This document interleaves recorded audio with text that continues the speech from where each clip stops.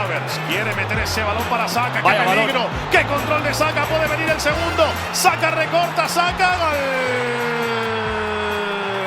¡Gol! ¡Gol, gol, gol, gol, gol, gol, gol, gol, gol, gol, gol del Arsenal! ¡Gol de Bukayo Saka! 26 de partido. Tottenham 0, Arsenal 2. Tottenham 0, Arsenal 2. Tottenham 0, Arsenal 2. 2. ¡Qué control de Saka! Bukayo Saka. ¡Qué control de Saka! Bukayo Saka. Bukayo Saka. Bukayo Saka. Gol, gol, gol. Bukayo Saka.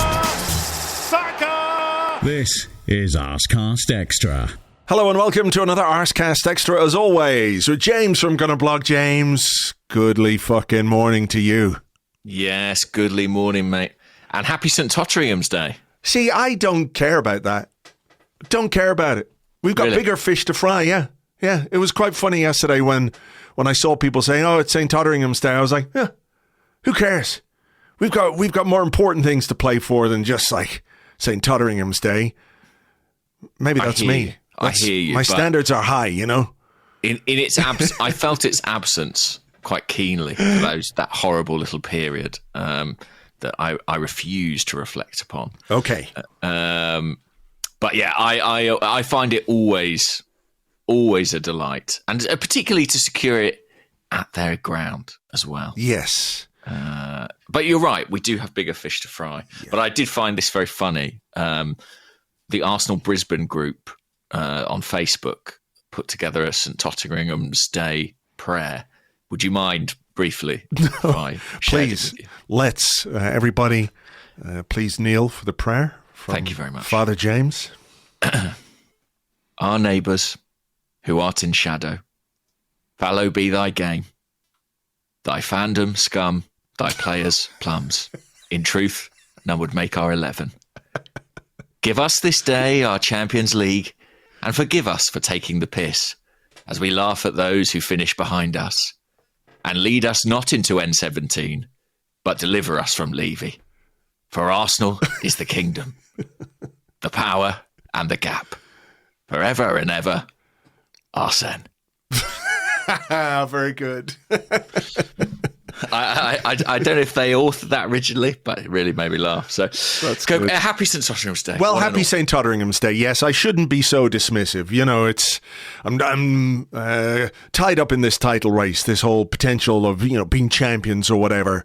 But I did think it was quite interesting that this was a big thing to celebrate in the not too distant past, and the fact that we are where we are and this season is going the way that it's going, it became something of an afterthought. And I think, does anything quite sum up what St. Totteringham's Day should be about than simply an afterthought?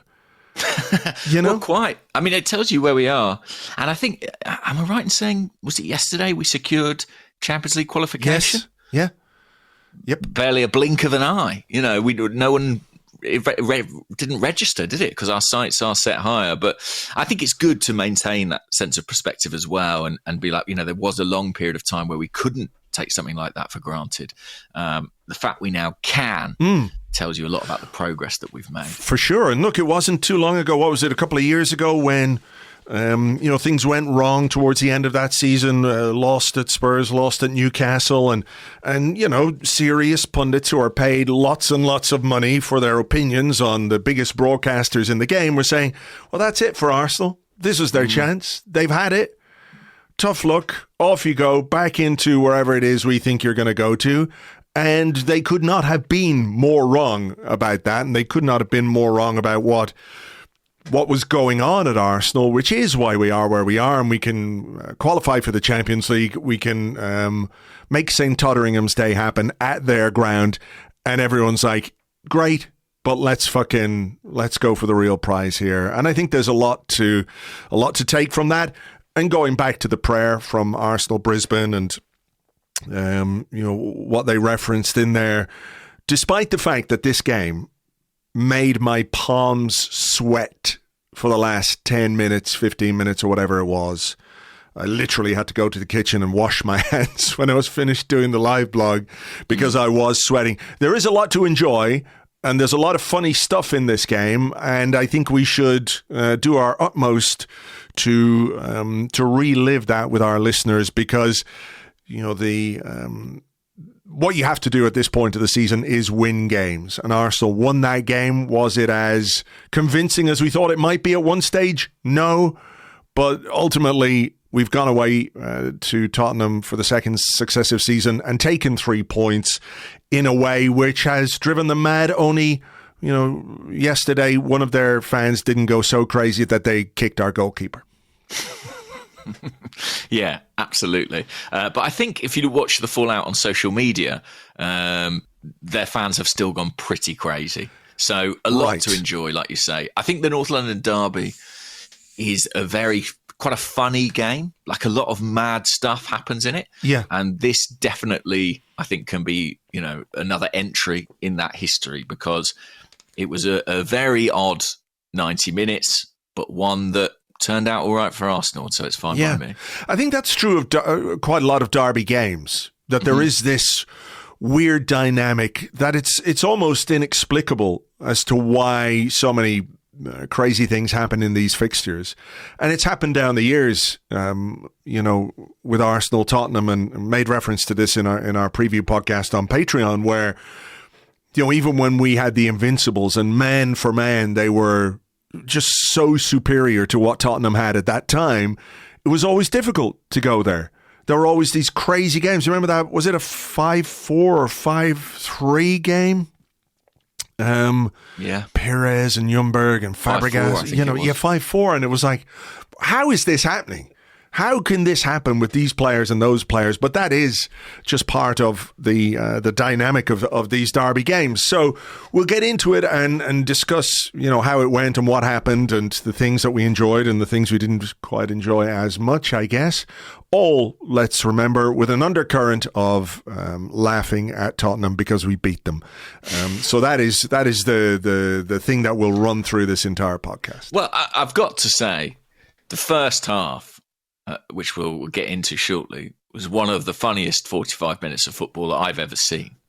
I mean, my sort of main takeaway from the Chelsea game in midweek, which I watched in Spain with my Chelsea supporting brother, which was a particular delight, was that it was just a very, very funny occasion. And I think that carried through into what happened at White Hart Lane. Yeah. Starting, by the way, with the trumpeters atop the toilet bowl. I mean, that was hilarious. That really, I was like, is this something they do all the time? Because I don't watch Tottenham games, but it feels to me this was a special occasion for them. So they brought in a couple of guys with trumpets. Trumping into the toilet from trumpeting from its lid, from the cistern, and they were standing on the cistern, looking into the toilet bowl, trumpeting away. I mean, where do you go after that? What happens at the end of that game? Do you just sort of trudge disconsolately home with your, I better take my trumpet and go home now? That didn't go as well as we would have liked. Do they have to stay up there the whole game? Presumably they couldn't get down. They were stood up there next to the bird, the weather vane, or the toilet duck, as I think we should rename it. Toilet duck. Yeah, that was weird, wasn't it? Because I when that was happening, I was like, this is fucking strange, because they were doing their when the Spurs go marching in thing. Yeah. I mean, it wasn't very inspiring to hear a couple of reedy, trebly trumpets from fucking 200 feet in the air. Well, evidently. So it didn't help them. I mean, other clubs, they do like fire. Arsenal do a bit of fire. Get people going with fire. Tottenham have got fucking two lads with rusty trombones up the top of the fucking stadium. So that was very funny. And as the teams lined up below, any big thoughts about the starting 11? Not really. I was sort of expecting Jorginho to play rather than Thomas Partey, but beyond that, there wasn't anything particularly surprising. I thought there might have been a decision to make it left wing, but Trossard's form has been such that, he's obviously played himself into the team. And I think Martinelli's form also has been such that even if you could make a case for him using the space that Tottenham might have left behind, I didn't really have any issue with the lineup at all. Did you? No, the Partey Jorginho one was the big decision for me. And I was a little bit surprised it went the way it did. I thought Partey was very good against Chelsea. But I just thought this, like you, I thought this might have been a Jorginho game. And I have to be honest and say there were times, particularly in the first half, when I sort of wished that it was. Because what was so funny to me anyway about that first 45 minutes is that while we found ourselves 3 goals up, I'm not sure we played especially well. And there was sort of some uncharacteristically sloppy moments in possession. Yeah, I think so. Particularly in that first 30 minutes, I think we talk about Partey, and in general, I think he was very good on the ball. But about 4 or 5 minutes in, he gets caught on the ball in midfield. They just nicked it off him from behind. I think we gave it away a few times. They had most of the possession. There were moments in our box where I thought, okay, could we get rid of it? I think Trossard lost it in the box at one point as well. But then, even despite that, you could see that there was danger coming from Arsenal. It was a great pass from Partey to Havertz. He put it in the net, but he was offside. And a minute later, we're ahead with a goal from a corner, which of course is very welcome because set pieces have been so important for us this season, and we've gone through a little bit of a fallow period with them in the last little while. Yeah, I think even before that, the way we won the corner was kind of interesting. Arsenal were doing something a little bit different in terms of the way they set up out of possession. They had this very narrow diamond almost in midfield, and Sky at one point sort of zoomed right out on the match coverage so you could see it.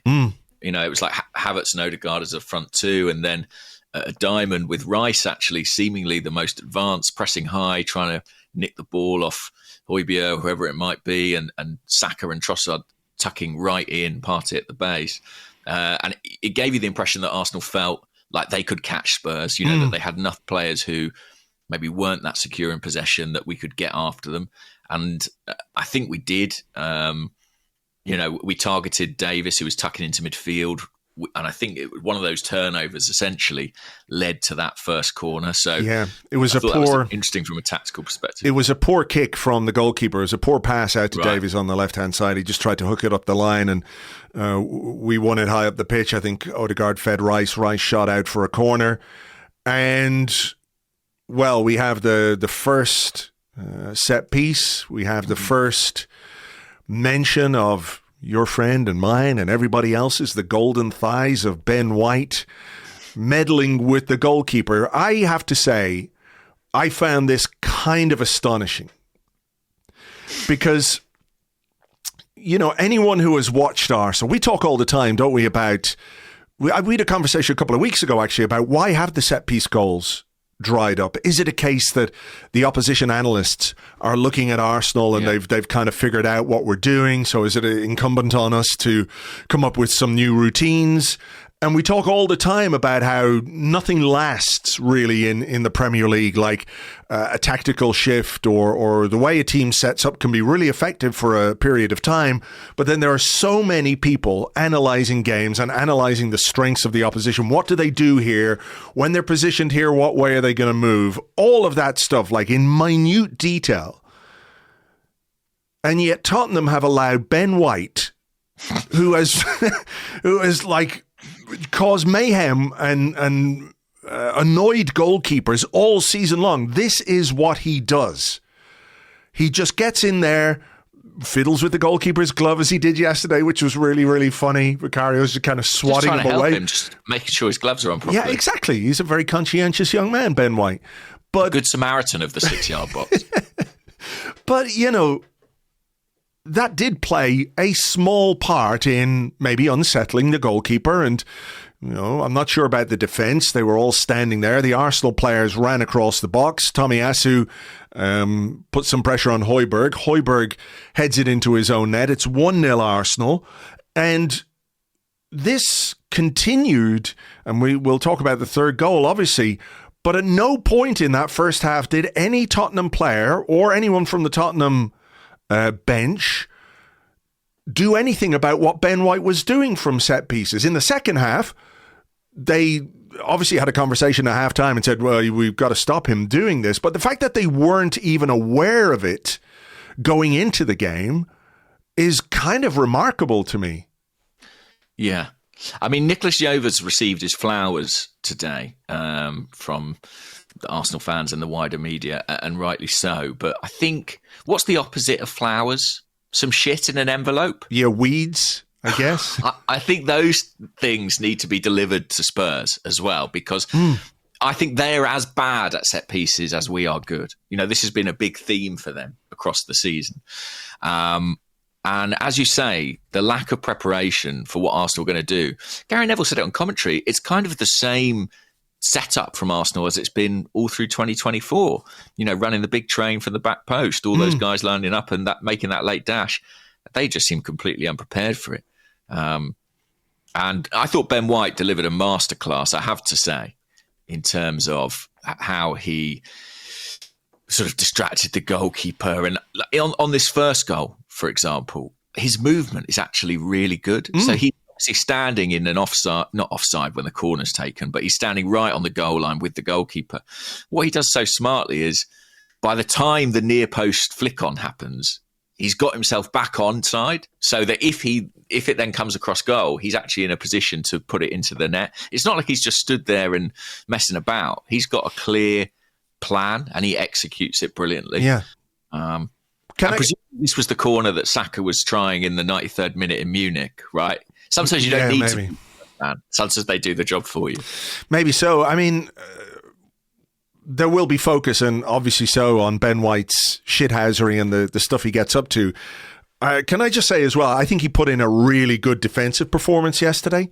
Yeah. He was fantastic in his primary role as right back, and then this stuff on top of it.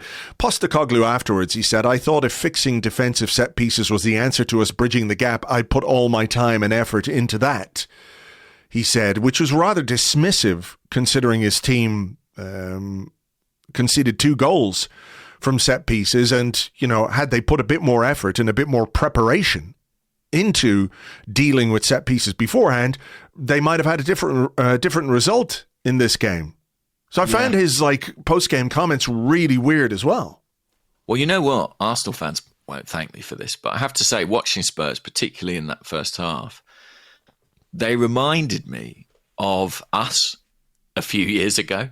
You know, they play some good stuff, they make chances, but they're let down by a lack of structure, defensive sloppiness, individual errors. And I don't think they have a coach right now who is particularly minded to address that.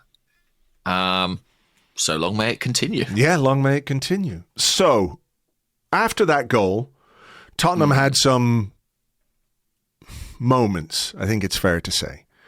Yes. There was a Romero header which went just wide, although I think had that gone in, it would probably have been ruled out for what looked like an obvious foul on Martin Odegaard. Romero pushes him in the face in order to get to the ball, and I'm not sure that would have stood. Nevertheless, it was a dangerous moment, and Romero again got above Thomas Partey to head against the post from a corner. Yeah, that was a good delivery, that one. Yeah. And we were caught under it a bit. This was all in the space of 5 minutes, and then they had the ball in the net as well. They did. It was offside, as it turns out, but again, very close. It's like half a step from Gabriel. Could have been the difference between that being 1-1 and, you know, subsequently, what happened in that first half where we got ourselves into a commanding lead. So there are, fine margins in these games, aren't there, where things go your way. You do get the rub of the green very slightly. And I watched your video. I thought it was really interesting about, how outcome really has an impact on what people think about, or what they say about what's going on the pitch. And ultimately, the fine margins can dictate quite a lot in how people view the result, the performance, the capability of the team, and all the rest. Yeah, I found it fascinating watching the TV coverage. And I know that TV coverage has a sort of tendency to narrativize and spin story out of outcome. But at half time, Arsenal were 3-0 up. And to my mind, were quite lucky to be in that position. And yet, all the punditry, all the analysis was, this is Arsenal now. Look how mature they are. They know how to win when playing badly. I'm not saying there's no truth in this, but it was very kind of reductive. And then when a couple of goals would go in the other end, you start hearing the same things of, this is the Arsenal of last year. The familiar weaknesses coming to the surface. And of course, neither is really true. What's really happening is there are these quite sort of chaotic moments that, as you say, are being defined by millimetres in either direction. And these huge sweeping conclusions being drawn from them, sometimes in the space of the same 90 minutes. Yeah. It is quite absurd. But I do think we rode our luck a little bit in that first half. I mean, that offside goal, when, who was it? When Coventry City had the ball in the net against Man United in the final minute of extra time, I was saying, well, is that the spirit of the law? Is any real advantage gained there? That is actually what I think. So, I do see that you've got to try kind of apply that across the board. But under the current rules, with the lines at where they are, he is off. Have you seen what Spurs fans are complaining about this morning? They're unhappy that I think they feel that the shot deflects, and when Tomiyasu plays the ball, it should reset the offside. But didn't that rule change, though?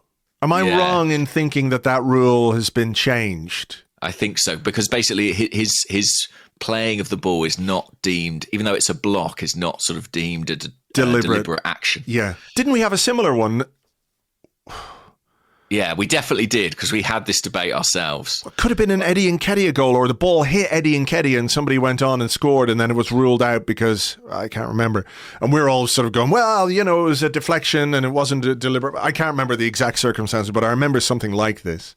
Well, the point being, whatever the truth of the situation, it was extremely funny. I don't think we should lose sight of this. They got the goal, they had the big celebrations, the crowd were up, and then it was taken away from them. Beautiful. And then 2 minutes later, we went up the other end of the pitch and scored. Oh, and that came moments after they felt they should have had 2 penalties. Yeah, well, what they feel and what's real are two very different things. Neither of those are penalties, in my opinion. No. I actually think, I've seen a lot of people say the Kulusevski one maybe is more neutrals. I don't think so. I think there's an angle which is kind of behind Kulusevski and Trossard, which makes it look like a trip. But there's another angle where it looks like he just kicks his own heel. Yeah, exactly. And it may well be that there was a slight touch from Trossard. I don't know, but nothing was definitive. And even if it was, I don't think you can give a penalty.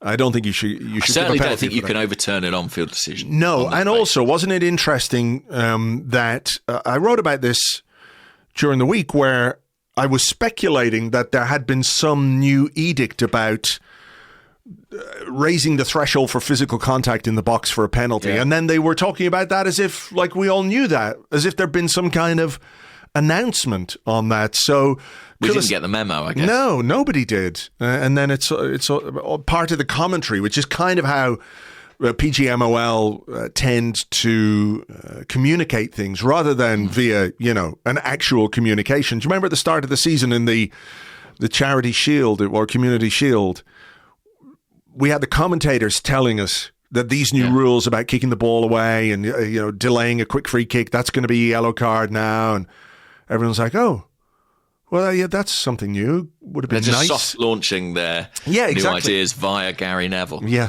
God almighty. Anyway. I didn't think either were a pen. No. And then what followed was obviously brilliant from an Arsenal perspective. Shades of 2004, sweeping counter-attack end-to-end. I do have to take a little bit of time to talk about what on earth Spurs were doing in those moments, particularly Ben Davies, who, it was apocalyptically bad defending, I think. I think it was. And I just want to, before we get onto that goal and the move because I think there's a lot to like about it. It would be remiss of us on a day like today not to call out James Maddison for what was an obvious dive that thankfully the ref didn't buy for a single second. And he is really just a terrible, cheating little prick. And I think it's important for us to get that across. There was a moment in the first half as well where I think they had a corner and he went down clutching his face in the box. He was doing that grappling thing with Tomiyasu. They showed a replay. Yeah. They showed a replay. There was nothing at all. And he's gone down holding his face. But somehow cheeky Mads, who's the fucking head boy at the Madison family Sunday roasts, he decides who gets the fucking Yorkshire puddings, which is about all he's good for, really. Anyway, I just wanted to call out that dive because it was a dive. Rice wins the ball. He goes over theatrically and we go up and score. So fuck James Maddison. He looked like he'd been hit by one of his own imaginary darts. Yeah. So that was great. And the goal itself, obviously it's well worked and it's a brilliant pass from Kai Havertz. I do think there was a moment where I thought it had gone, because he held the ball slightly longer than I certainly on my sofa wanted. But he did play the right pass in the end. And where the Spurs defenders are all going and where they think Bukayo Saka is at that particular moment in time, I do not know. And obviously it's a brilliant pass from a guy who had a really good game, and Saka is really composed, but I don't even think it's Saka's best turn inside. I'm not sure he gets his feet quite right, and yet he's still able to do the thing every single person watching knows he's going to do. Yes. I mean, I think maybe the slight I don't want to say clumsiness, but the touch inside the box is not his cleanest, right? No. But that is completely offset by his first touch from the Havertz pass, which reminds me, ever see that video of Ronaldinho where he's just sort of booting the ball up in the air? It's like a warm-up and he's having a grand old time just kind of wandering around the pitch, and he boots the ball about 3,000 feet in the air, takes a few steps, waits for it to come down and just sort of kills it dead on his foot. It reminded me of that. It's so good, that first touch. But then you're right, what Ben Davies does and what Ben Davies should do are two completely different things. It's easy to say, show him onto his right foot, but that's what you should do there if you're a good defender, is try and show Bukayo Saka onto his right foot. I mean, he can still finish with his right foot, but he comes back inside. The touch is not brilliant, but still the defending's not good enough, and he rolls it home to make it 2-0. I think it's a great goal. It's a brilliant goal. And as I say, coming off the back of a period of Spurs pressure. So it was just a wonderful moment to see us go out the other end and score and find ourselves 2-0 up. I mean, it was exactly what we needed at that moment in the game. And I think we actually have to say, give Arsenal a bit of credit here as well. Like I say, I don't think this was a great performance, particularly in that first 45 minutes. Ironically, I think we played better in the second half and lost that 2-0. But when we countered on them, we did so with real purpose and threat. Yes. There was a moment early on where Kai Havertz had the ball in the net and was offside. But when we went forward, we carried real menace. And this was a brilliant execution of a counter. Yeah, and I think there was actually talk about this on the TV about how Arsenal were decisive going forward, and I think that's right. We were quicker with our passing, we were quicker with our movement. We knew, when those spaces opened up, how we were going to get into them. And the talk on TV was like, well, the moments where Spurs turned over the ball and they didn't go at Arsenal, they didn't attack Arsenal, which is probably fair, but I also think it's important to point out that the defensive discipline and organisation in this Arsenal team, despite the fact we conceded a couple of really scrappy goals in the second half, in general, is really, really impressive. So by the time Spurs' tiny little brains switched on to the idea that they might have had an opportunity to get at us, we had men behind the ball, or we were blocking those passing lanes. So I think they didn't do quite as much as they could have, but I think the Arsenal defenders, and the wide players in particular, Bukayo Saka has a goal. He has an assist as well. Does forcing an own goal from a corner count as an assist? I'm not 100% sure. I feel like it should do. Should do. But look at Bukayo Saka's defensive contribution. 5 tackles, 2 interceptions, 1 clearance. Kai Havertz, 4 clearances. Declan Rice with 5 tackles. Martin Odegaard, 3 tackles. The players that we have in those forward areas are so quick to get back that it makes it so difficult for the opposition to try and hurt you when you do lose the ball in the slightly scrappy way that we lost it at times in yesterday's game. Yeah, that's true. We collapsed brilliantly into our defensive shape. And when Spurs were on the ball in their own half, we set up brilliantly to press them and counter them in that respect. So, yeah, it was a good defensive performance. One ultimately, and we'll get onto it, let down by, just moments of sloppiness. But before that, we had a third goal. This is a very funny goal as well. Not only was Ben White at it again with nobody anywhere near him. I don't know. What's the keeper doing there, by the way? We can talk about... he's a disaster on corners, this guy. Yeah. It's been happening all season long. White gives him a little bump, doesn't he? Just as the ball comes in. And it's very weak goalkeeping, I have to say, on both the corner goals. But why isn't he? We can talk about what Tottenham's manager and coaches didn't see and didn't react to until the second half. But why is Vicario, having been on the receiving end, more than once by that stage, how is he not talking to one of his defenders to tell them, you get between... it's dumb as fuck from the Tottenham defenders, by the way, because at the very low level I played in my life, if the opposition player tried to do that to our goalkeeper, one of the defenders would stand between that player and the goalkeeper to protect the goalkeeper and allow him to move in a way that you need your goalkeeper to move. You would do it at Sunday League level, It's crazy to me that A, none of the Tottenham defenders reacted, and B, the goalkeeper didn't tell them, hey, fucking one of you guys, give me a hand here.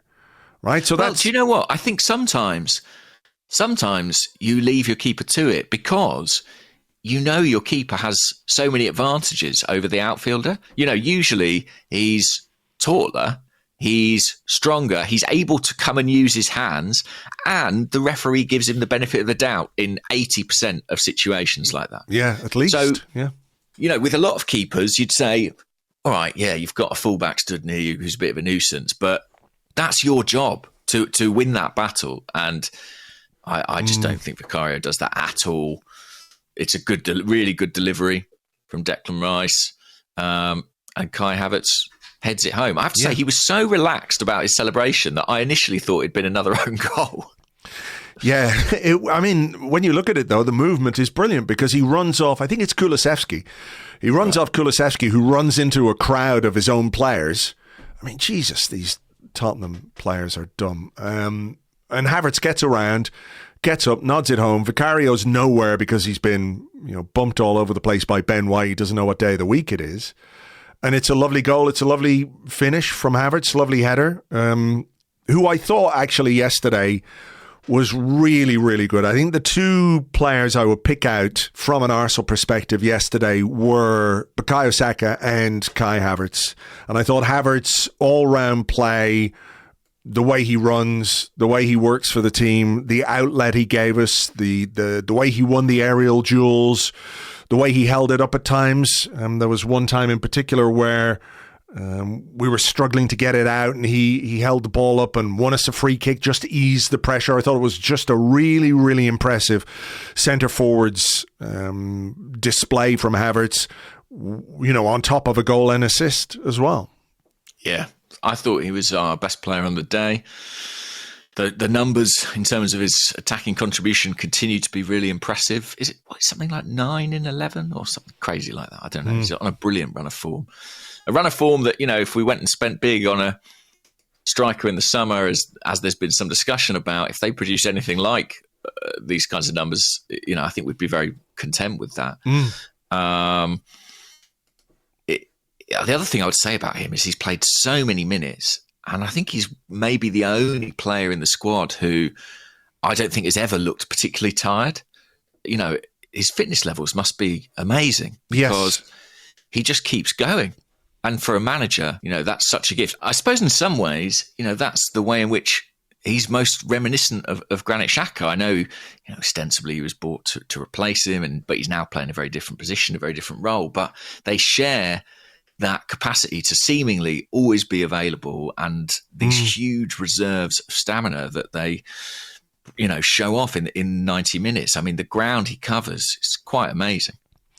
And I think that's probably part of what makes him a favourite of Mikel Arteta's as well, is that that energy. You know, there isn't really a drop in, you know, his physical output. You know, you can players, their form and what they produce fluctuates over the course of the season. But I do think the one consistent thing to Kai Havertz since he arrived, and I think we'll all acknowledge it took him a while to settle in properly and show the best form that we've seen in the last little while. But it was never a case that he didn't shirk his job or his running or his defensive duties. You know, that was there from the start. And I think that's part of what makes Mikel Arteta so fond of him. Before we move off this goal and onto the second half, we do have to talk about what was very funny about it was the three guys behind Declan Rice as he's about to take that corner. The three unfortunate-looking men behind Declan Rice, who, as many point out, one of them looked like Weird Al Yankovic. Yes. But they're giving him dog's abuse as he's taking that corner. And if you watch again, what's hilarious about this is not just the fact that when Kai Havertz heads in, Declan Rice turns around and gives them a bit back. It's the fact that Weird Al just goes storming off up the stairs. I don't know if he's going for a piss or a shit or a pint or whatever, but he just can't take it anymore. And having made an absolute dickhead of himself on live television and, you know, all around the world, not just the millions of people that were watching on Sky, that was on the Premier League feed everywhere in the world. You're jumping up and down like a moron, and Declan Rice and Kai Havertz and Arsenal just made you look like a twat.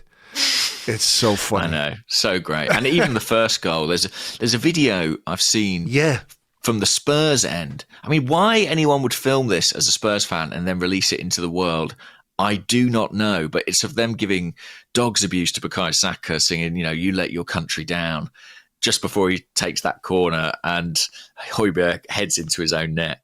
Thoroughly enjoyed that. And Saka, even after his goal, gave it the old hands to the ears. He did. You can find that video on Arseblog today in the Arseblog post. It's from, I think, Fun with Flares on Twitter. And like you, I'm amazed that a Tottenham fan would film that and then upload it. But I guess it's sort of part of the world we live in right now. You know, these fail compilation videos where somebody's doing something in their bedroom and they're the only ones filming and something goes terribly wrong, like I don't know. And then they still upload it to the internet. I don't know what's wrong with people. I know. Absolutely mad. But, you know, very, very funny. Very funny for us. And I enjoyed it a great deal. So second half. Fair to say, I think that Arsenal could have been further ahead. There was a Tomiyasu diving header. There was a chance for Saka, whether he would have been offside or not. I'm not sure. It was a Havertz cross. Yeah, some people have said that was offside, but I've watched the replay and I'm not convinced it was. If you look at kind of, I mean, who knows with VAR and where those lines would be drawn.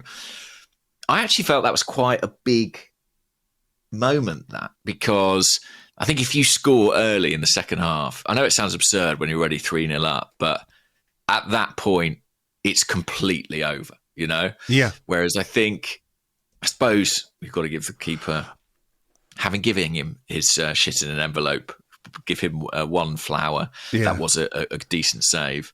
But yeah, I suppose it just kept the match alive. But I will say that we started the second half in general much better than we did the first. And, you know, Tomiyasu had that chance, didn't he, from a set piece. And, you know, I thought that funnily enough, around kind of the hour mark, I was thinking, we actually look very comfortable here. And I was even thinking we might score more goals. Yeah, me too. Looking at a really historic victory. Me too. I'm just looking at the replay again of the Saka chance. I'm with you. I don't think he's going to be offside there. No, I know that there's an angle from the side where he looks offside, but if you follow kind of the grass, the lines on the pitch, I think Havertz is okay. Yeah, there's a guy in the middle. Is it Davies or I don't know? It could be Højbjerg. Not 100% sure, but it looks like Højbjerg could be playing him onside. But I won't claim to be able to second guess VAR. So who knows? But it was a great chance, and I'm sorry to say, a brilliant save. But. Yes, it was a great save, but it was sort of playing out to what looked like it was going to be a routine Arsenal win. Mm-hmm.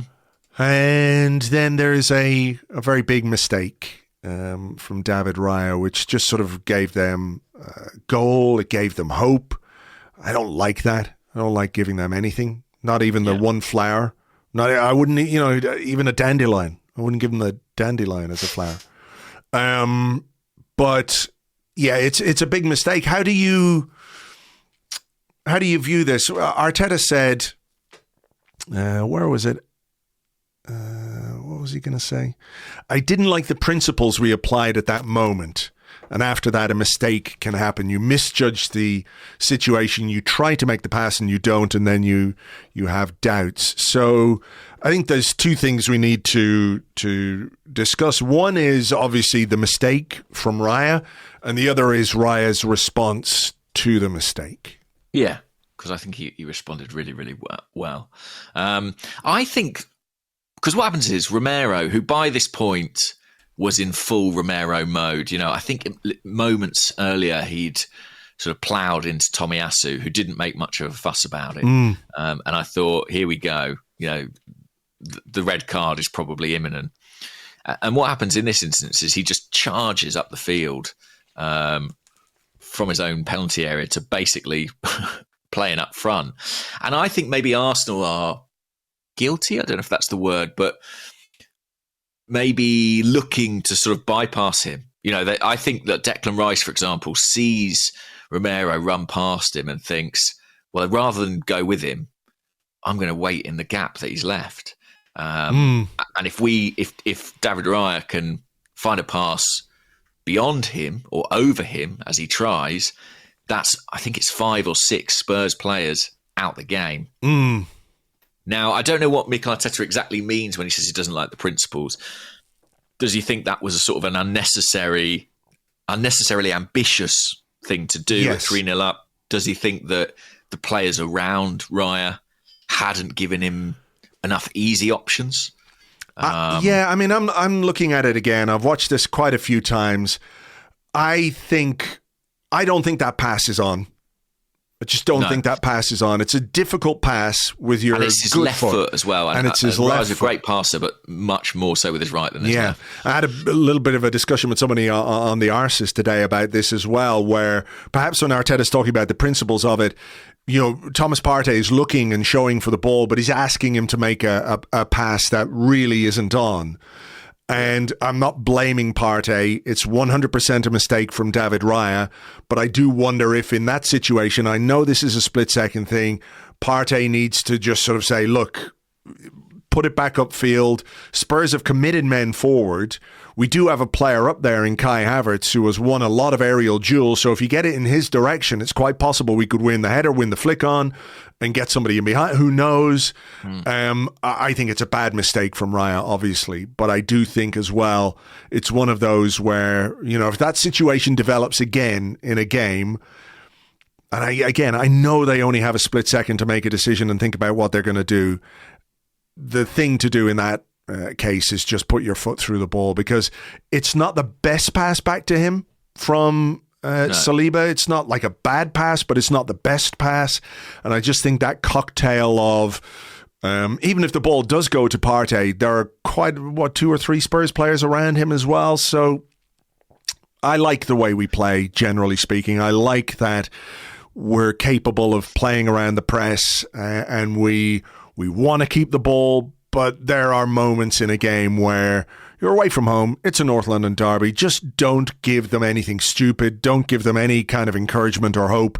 And unfortunately, that's kind of what we did in that moment. I think it's a really interesting kind of case study about sort of the duality of Partey, because I don't think Raya would give Jorginho the ball in that position. I 100% agree, and I don't think Jorginho would be looking for the ball in that situation either. So I think there is something to that. Yeah. But the brilliance of Partey, when he's playing well and when things go right for him, is that you can give him the ball in that situation and he can wriggle out of it. The other side of that coin, as we saw, I think, in the first 5 minutes of the game, is that sometimes he'll try things that he gets caught on. I just think that sort of illustrates, I think, that what he comes with. He gives you that verticality and that ability to kind of find a way through the press, and he's got astonishing talent in that regard. But he does carry that riskiness with him. All that said, obviously it's on Raya, but I do also maintain that if you ask your keepers to be as involved as he is in our build-up, then 2 or 3 times per season, this is going to happen. And it happens to every team who plays this way, even the very best in the world, the Edersons and the Alissons. This does happen to them. So I'm never, ever going to kill a keeper for being caught out with a misplaced pass when outfield players misplace passes, multiple times per game. Like, I have to say, I really liked the response from Raya, because it could be a case that you get jittery and you get nervous and you second guess yourself, or you decide, right, I'm not going to put myself in a position where I'm going to make a mistake again. I think his kicking changed a little bit after that mistake. I think we were more inclined to go long, obviously. But where I thought he was really impressive was with crosses. His handling was solid. It was decisive. He came for things. He got the things. Like, if he'd come for one of those and missed one of those, like, the last 20 minutes would have been absolute chaos, because they'd have just been pumping balls at him. But he was really, really impressive in that regard.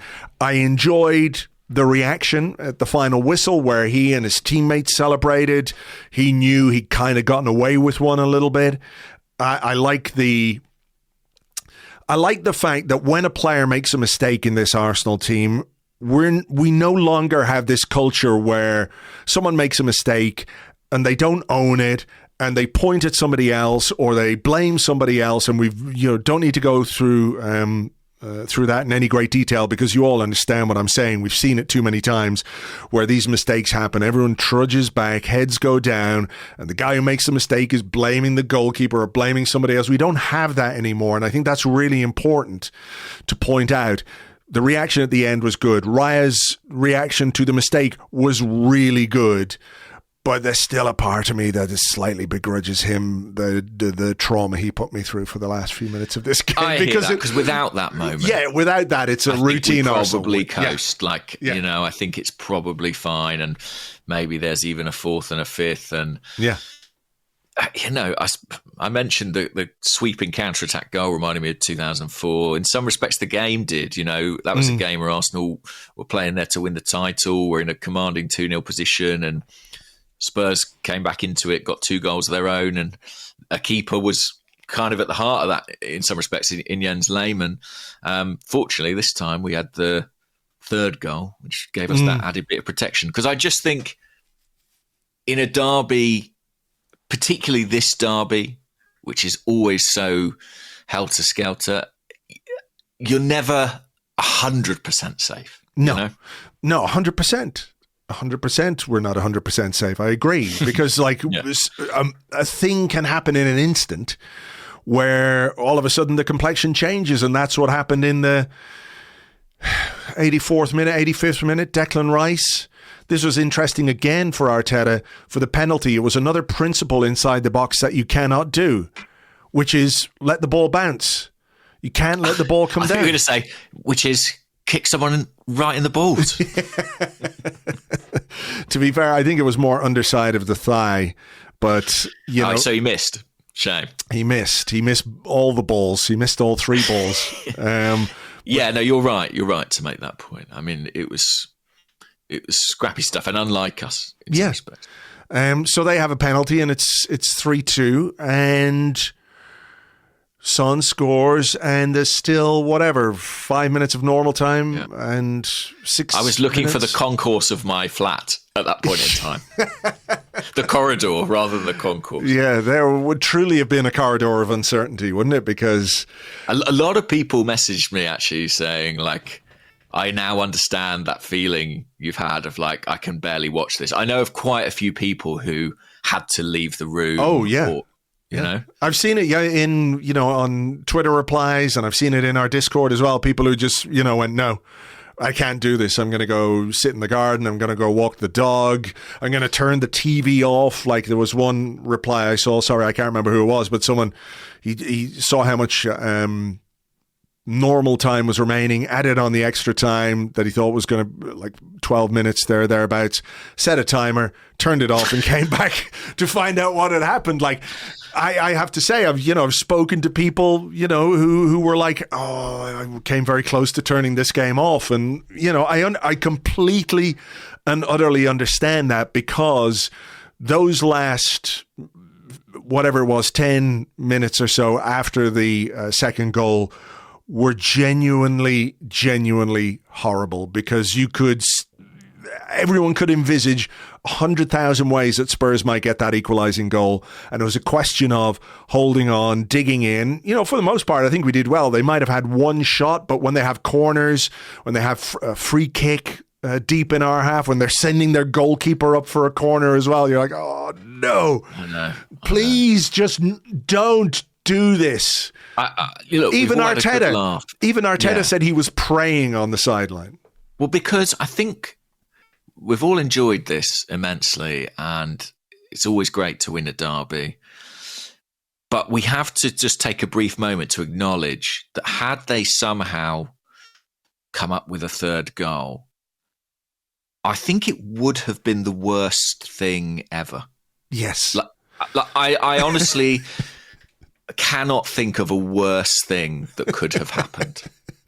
Because not only would it have been all the narrative about bottling it and, same as last season, Liverpool, West Ham, but Spurs would have been able to claim that they derailed our title challenge, justifiably claim they derailed our title challenge.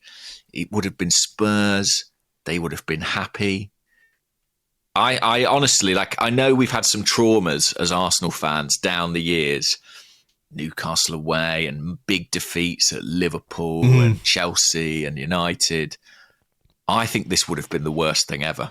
I think it would really have undermined what we've done this season, which is a weird thing to say, because we've had this conversation about outcome and how the narrative is shaped by results, but I think it would have just been the case. Arsenal are 3-0 up, coasting away from home in the North London derby, and somehow they contrive to throw the game away and drop a couple of points and basically hand the title hook, line and sinker to Manchester City. I mean, it makes me feel sick even hearing you say that. Yeah, I know. I've got like that feeling in my stomach again, that almost as if I'm reliving those last 10 minutes by talking about them to you. So it was hugely important, wasn't it, that Arsenal were able to get this over the line. And, maybe there is a difference between this Arsenal and Arsenals of the not too distant past, where perhaps we wouldn't have been able to. Perhaps the frailty that is inherent in the team, which I think was evident in certain performances and certain results, I'm not going to say got rid of it completely, but maybe there is just enough inner strength there, enough character, quality, resilience, whatever you want to call it, to see off, an energized Tottenham in the last 10 minutes of this, because it was our own fault and we had to correct that, and we had to make sure that we got this result in 3 points. Yeah, and I suppose you would say, in fairness, that if there was an Arsenal team in recent years that you would trust could see out those final few moments, it would be this team. But yeah, it was still absolutely terrifying.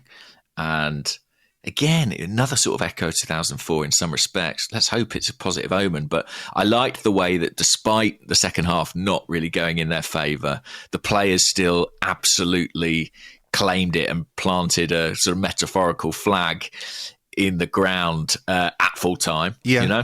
Yeah, celebrated for sure. properly. We've talked about this before, but I think there is often a difference between how a game feels when you're watching versus how a game feels when you're playing.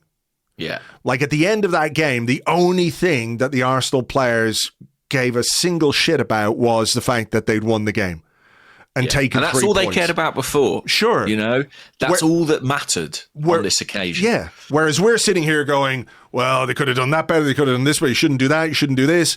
You know, of course they're going to analyze the game and they're going to learn from it and everything else. But in that moment, you know, we're sitting there absolutely relieved. I'm sure there was a measure of relief from them as well. But ultimately, it was about, well, we've gone to White Hart Lane. We've won the derby. We've taken 3 points. We've put a little bit of pressure temporarily on Manchester City. And, you know, we did what we needed to do. All the discussions before this game would have been about whatever happens, however it happens, take 3 points. And that's what we did. So, and I think we should contextualise that as well. I think... Is it just the second time? No, let me get this right. We've won consecutive games at White Hart Lane. Is it for the first time in 35 years? Yeah, it was George Graham was manager the last time we did that. I mean, that shows you how difficult that is to do. And also, let's look at the week that we've had.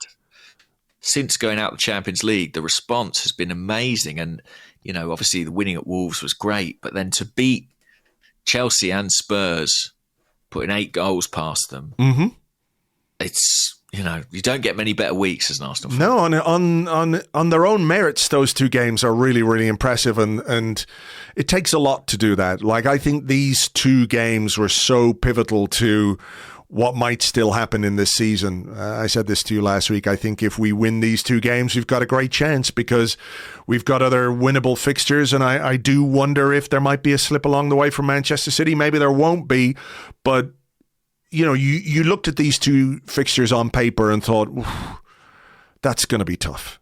That is going to be really tough for all the reasons that we all understand about derby games and what's at stake. And, you know, Spurs was the one for me, I have to say. I take nothing for granted in the remaining games because we've, you know, seen how we can drop points unexpectedly.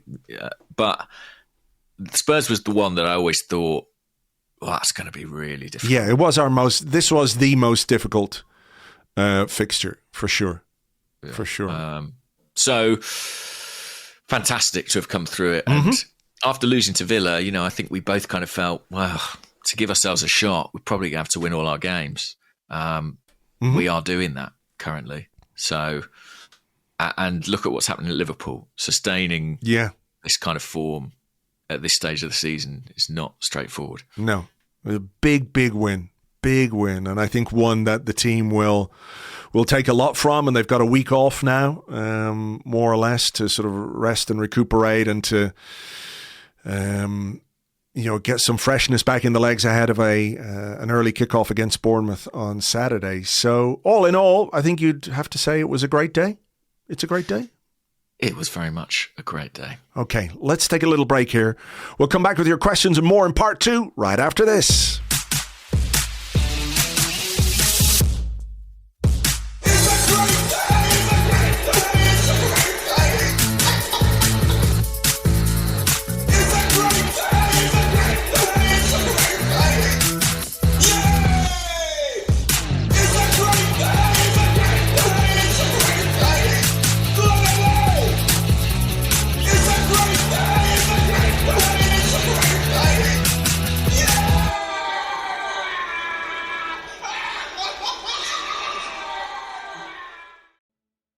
Welcome back to the Arsecast Extra. This is part 2 of the show where we answer the questions that you sent to us on Twitter at Gunnerblog and at Arseblog.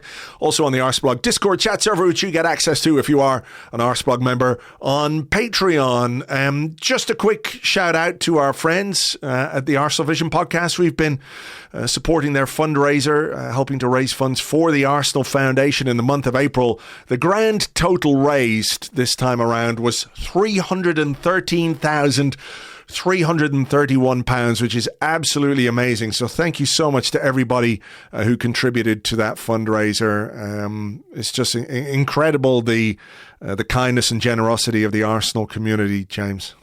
Man, it's crazy. I mean, that's such a huge amount of money, and it's going to a really good cause. And yeah, congratulations to the guys, and thanks to everyone who contributed to it. All right. We're going to do your questions. So do you want to go first? Yeah, go on then. Yeah. We talked about him a little bit, but we had quite a lot of questions about Thomas Partey and his role and potentially his future. So David Johnson on Twitter said, I think we've all collectively forgotten how good Partey was in the first half of last season. Is there a question now that if we only get 20 games out of him next season, is it worth more to us than getting £20 million from Saudi? And then, Aaron 1991 said, Goodly morning, gents. David Ornstein expects only one of Partey and Jorginho to stay beyond the summer. We saw that Partey's ball progression is something only he offers in the squad on that level, but Jorginho is more reliable. Who would you like from them to stay? I think it'd be really risky to go into next season depending in any way on Thomas Partey and his fitness, because I think he's been unreliable. I don't think there's ever been any question about Partey's ability as a footballer. It's been about his availability as a footballer. I guess it will come down to whether or not the club feel like the injury problems are a thing of the past or if they might be recurring. We're at the end of April and he's, making his first real appearances of the season. I know he had those few games at right back at the start of the season, but his first few games in midfield are at the end of April. I mean, what happens if next season something happens again and we're in the same situation where we are a player short in midfield because we've put some eggs in the Partey basket? So if you'd asked me this a few months ago, I would have said Jorginho. I don't think I will change my mind on that. I do think there is a difference in the two players, obviously, but it's just for me a question of, are you going to learn your lesson about this guy's fitness? And that's what would make me wary. Yeah, we've fallen into this trap many times before, haven't we? Where, we see shiny Thomas Partey doing shiny Thomas Partey things and we think, yeah, imagine if we had him every game, and it doesn't happen. For me, I think there is actually another point beyond the fitness as well. As I kind of alluded to it in part 1, I think there is this duality to his game where he does bring you all this progressive play, but there is this element of risk to it. Mm-hmm. And I've spoken about Zinchenko almost feeling like a relic of last season's team in some respects. And I almost feel the same way about Thomas Partey, that he's a kind of maverick talent, but one who maybe doesn't fit into the kind of super structured shape of this new Arsenal team. Mm-hmm. And I think I could see Arteta going for someone in that position, whether it's Declan Rice or whether it's a new signing, who he feels can provide more stability and consistency. And I mean that both in terms of availability, but maybe also in terms of playing style. Yeah, I agree. When I thought about what kind of midfielder we might buy this summer, it always felt to me like it would be a version of Jorginho more than a version of Partey, if that makes sense. I agree with that, yeah. So whether that informs whatever happens with Partey in the summer, we'll have to wait and see. So over to you. Matt Taylor, who's on Twitter at AFCMatt09, he says, Goodly St. Totteringham's morning, gents. How important do you think it's been to the squad to see Arteta behave more calmly on the touchline? Understated celebrations yesterday from the boss, and it seems to be instilling a new calmness to the team, which is key. Yeah, it's interesting. I don't know how directly it sort of correlates between Mikel's demeanour and the players' demeanour, but I really liked the way we celebrated those first 2 goals, straight into the huddle. I think in one, it was Odegaard talking. In the other, it was Rice. All about focus, all about, not getting lost in the emotion of the moment. So I think that was actually really encouraging. And I'm sure that the way in which Mikel behaves must inform the players' approach, right? He's the last thing they hear before they go out there. They're trying to pay attention to him during the 90 minutes. How possible that actually is, who knows?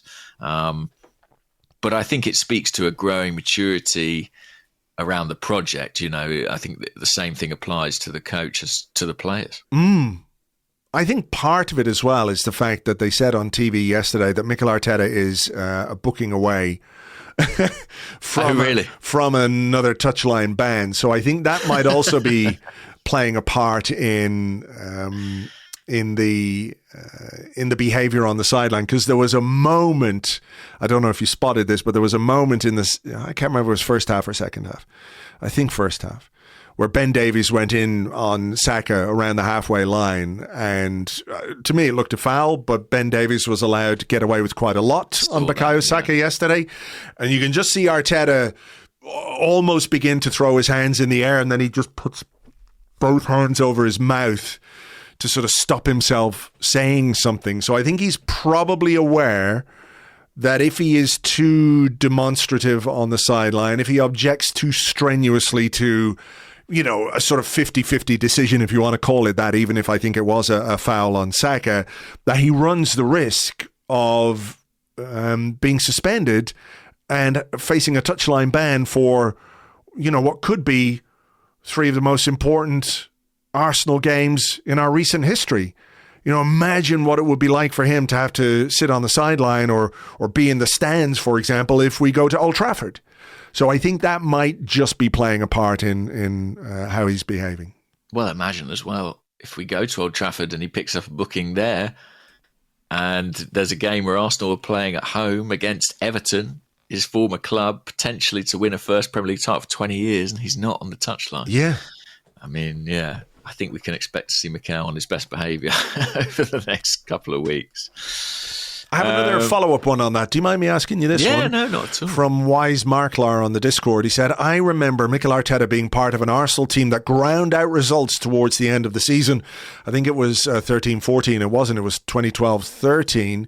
There was a game against Queen's Park Rangers and Spurs that I remember. We lost the North London derby, and I think Arsene Wenger made a change at the back. He dropped Thomas Vermaelen, but there was some difficult games for Arsenal in that period where there was a 1-0 win away at Queen's Park Rangers. Theo Walcott scored in the first minute. Do you remember? And then I do. It was just like, oh God. It was real back to basic stuff, wasn't it? It was. We sort of completely changed the face of the team, mixed up the defence, became very pragmatic in the way that we played and particularly the way we defended, and sort of managed to get over the line. Yeah. The question was, though, do you think this has any influence on how Arteta is telling his team to go out at this moment in time in these big games? Sort of back to basics to an extent in terms of, you might be missing something in terms of performance, but what you've got to do when it comes to effort and endeavour in these games, you can't let that drop for a second because you'll get punished. Yeah, I mean, we know a little bit about what's important to Arteta at this stage of the season because there was a photograph of Gabriel, wasn't there, in the dressing room with the word basics on a big poster on the wall behind him. And each of those letters in basics from yesterday different. But B and A are obscured by Gabriel's head, but shape, intensity, and compete. Was that yesterday? for yesterday's game. I didn't see that, actually. I believe so. I mean, they do this every away game, as far as I'm aware. They, put up these posters to make themselves feel more at home, away from home, and which emphasise key messages. But basics is one of those key messages. And to be fair to Arteta, I think it has been throughout his time. Even if you go back and watch All or Nothing, basics, it's up there with Jules in terms of how much he talks about it and emphasises it. So, yeah, I'm sure his playing experience and that time at Arsenal informs him in that respect. He said he'd spoken with Arsene Wenger as well, didn't he? Yeah. In the build-up to this one, who knows a thing or two, I think, about being pragmatic in the final stages of the season, if it means, winning a title or finishing a season unbeaten or securing Champions League qualification. So, yeah, I think the key thing is that at this point, performances aren't really that important. It's all about getting the points on the board and getting the results. And fortunately, we are still doing that. It's been an extraordinary run in 2024. Yeah, it really has. Well, what about this? Speaking of kind of the title race, YM Archer on Discord says, "Goodly morning. Is Chris Wood the least potent Wood of all time?" Did you see much of Nottingham Forest against Man City? Yeah. I actually didn't watch it. I have seen some of the misses on social media. I was kind of doing the turning it off and hoping for the best. Yeah. That one. I had it on when I was working. I think I'm quite glad about that, because I think if I'd been seeing those misses in real time, I think I would have been pretty inconsolable. Yeah. Chris wouldn't, more like. Yeah. I don't know what else to say.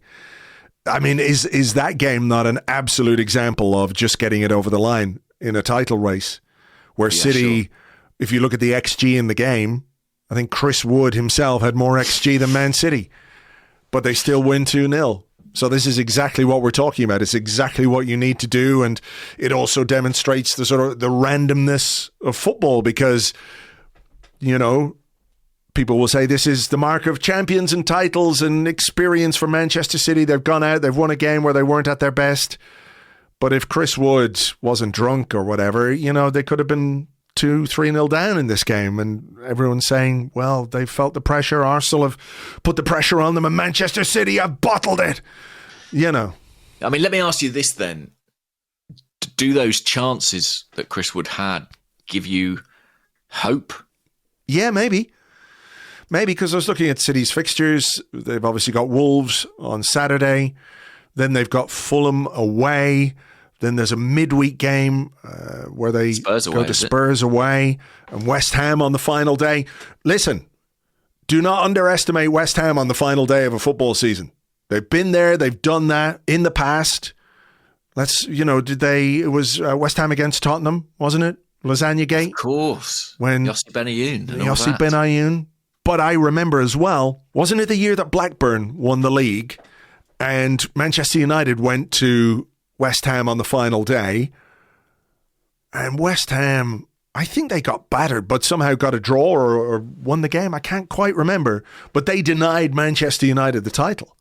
So they've got some form in that regard. So even if it does go to the final day, West Ham, old David Moyes there, will do it for Mikel, his apprentice, and it'll all be fine. It'll all be fine.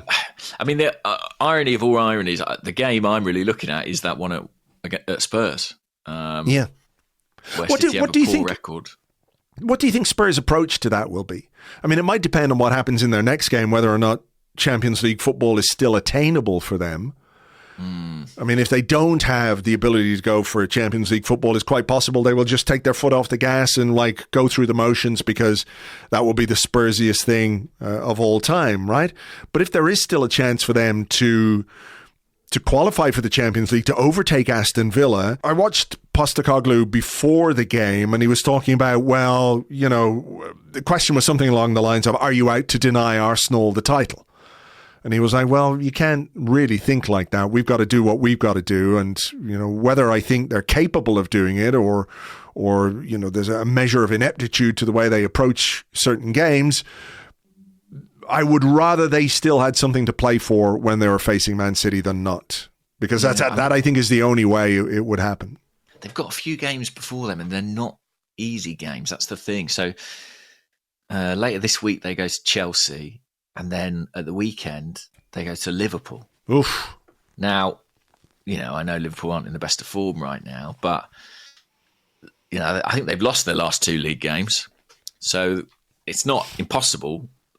They could be on 4 consecutive defeats. Then they host Burnley, and then they host Man City. So I guess we need them. I mean, I don't even like saying it, but we probably need them to get something out of these games this week to keep their season alive. Or we need Aston Villa to completely implode. Yeah.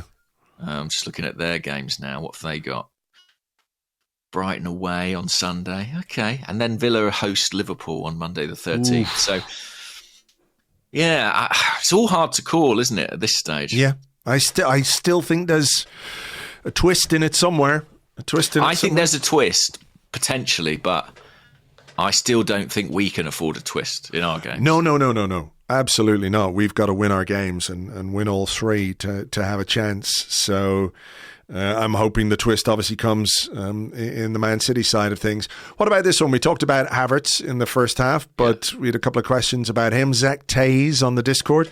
Goodly fucking morning, gents. We expect Arsenal to enter the transfer window this summer looking for a new forward, but do we need to adjust what kind of profile we're looking for? Watching Havertz battle and win those flick-ons was a joy and makes me think he has the big man profile covered for us. Any thoughts on that?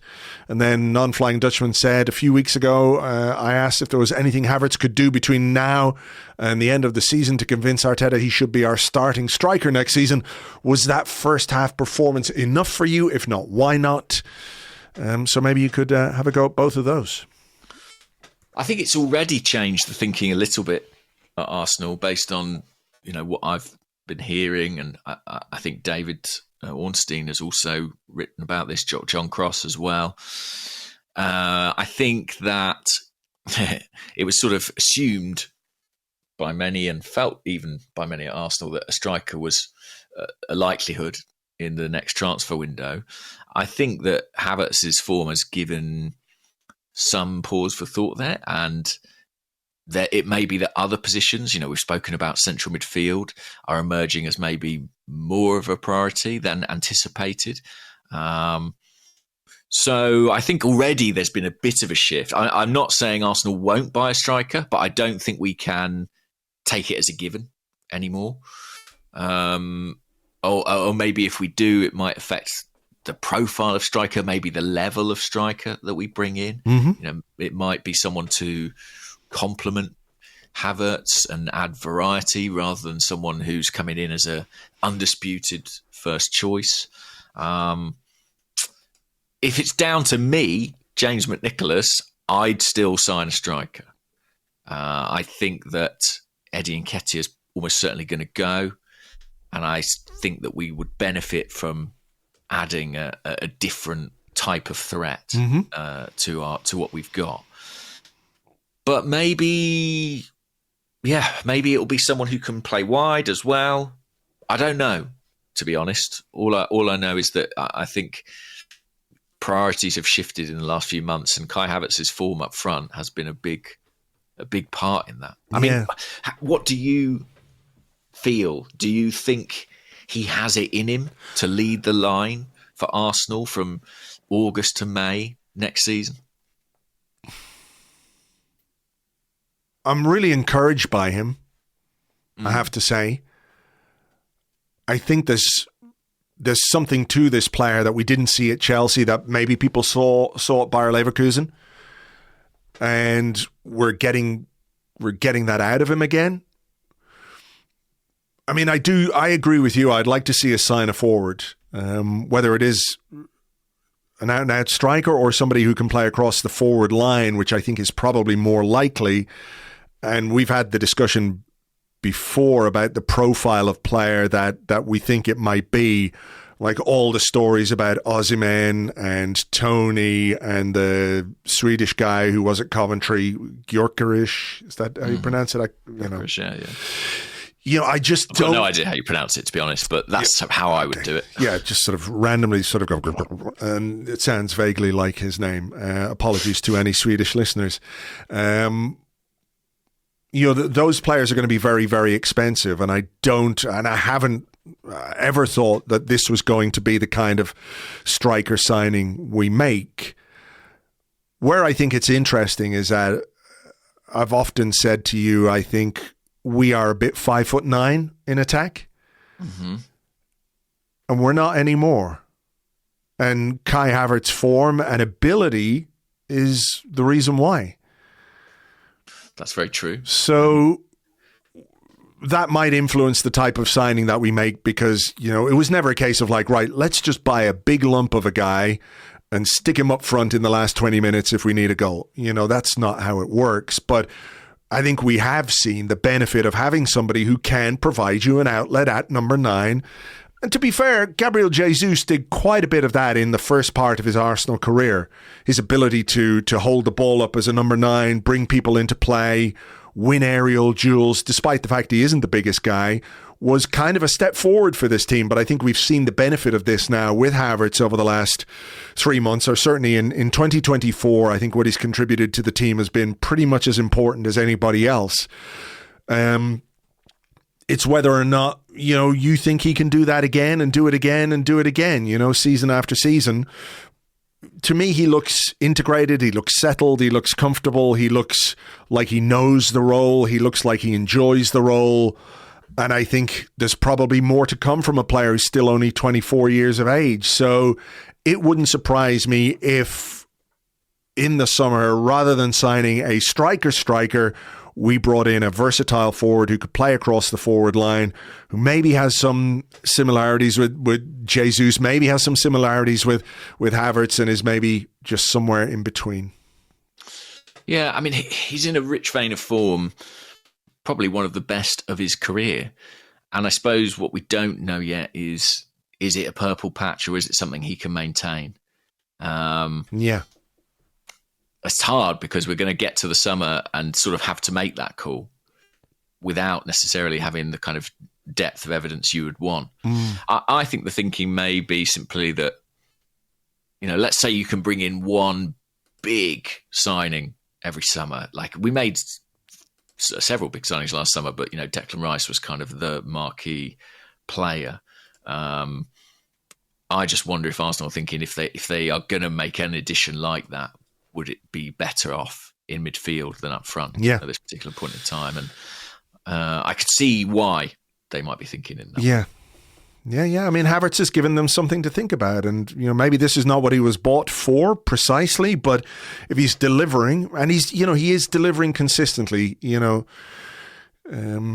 might be a purple patch, but it might just be a player who is thriving and producing what many people thought he could do when he left Germany, because he was so highly rated. So,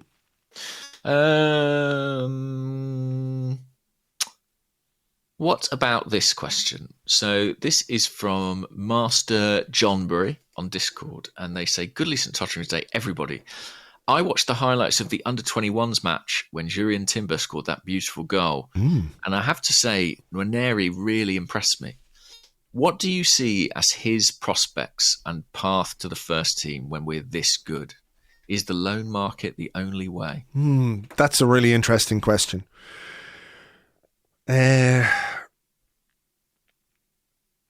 guess it really depends on how Mikel Arteta sees him fit into his team. Where is the role for Ethan Nwaneri? Where is he going to play in this system under Mikel Arteta? Could he be, for example, a backup or an alternative to Martin Odegaard? Not quite sure. He's still so young as well, isn't he? Because, like, you could say, send him out on loan for a year. It probably will do him good. Let him develop. But he's still only... Is he just gone 17? I don't know. I wonder if they might keep him in-house next season and give him minutes. But look, like any young player, he's going to have to really, really work hard to get onto the bench for this team. and really take his chances if and when he is given games, whether they're cup games or some European games. I don't know. The European games next season are a little bit different. There aren't likely to be dead rubbers in the same way in the Champions League, because this league system means that every game could matter in terms of where you end up and prize money. And so I don't know. It's a tough one. This is what happens when the standards get raised. It becomes much more difficult for young players to break through, but they seem very invested in him. I think he's probably physically ready in the way that Saka was when he made his breakthrough. He doesn't look out of place physically, which is often, the one thing about a young player who might have a lot of talent, but are they physically ready? Who's a good example of this? Charlie Patino might be a good example, that there's obviously a talented player there, but physically did not look like he was at the right level, So I don't know. We'll have to wait and see. It's hard to predict. I think they're really happy with him and his development, and from the bits and pieces I hear, his contribution in training has been really impressive. They definitely see him as part of the plans for the future. I think you mentioned that Martin Odegaard position. I think, it'd probably be too strong to say he's been earmarked for that, but certainly they can envisage a future where that's where he might be involved. I tend to agree with you. I think he'll be around. I think he'll make some cup squads. I think he'll get off the bench here and there next season.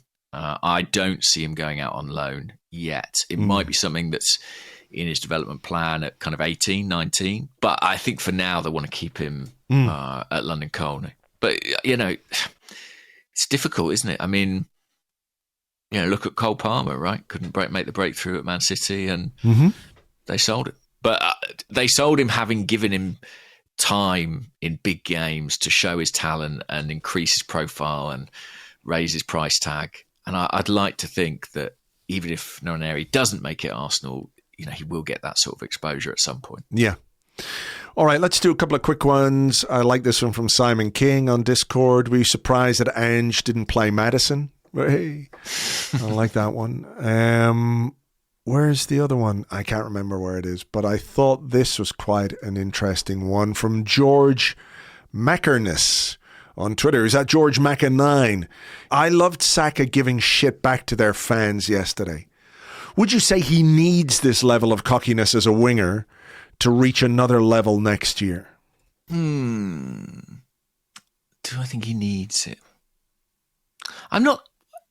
To be honest, I think that he is an incredibly confident and self-assured individual. I just don't think that he expresses that outwardly, maybe in ways that are kind of legible to us, But if you look at his career to date, if you look at the times that he's sort of stood up for himself on the pitch or taken responsibility on, I think there must be enormous reserves of self-belief behind that.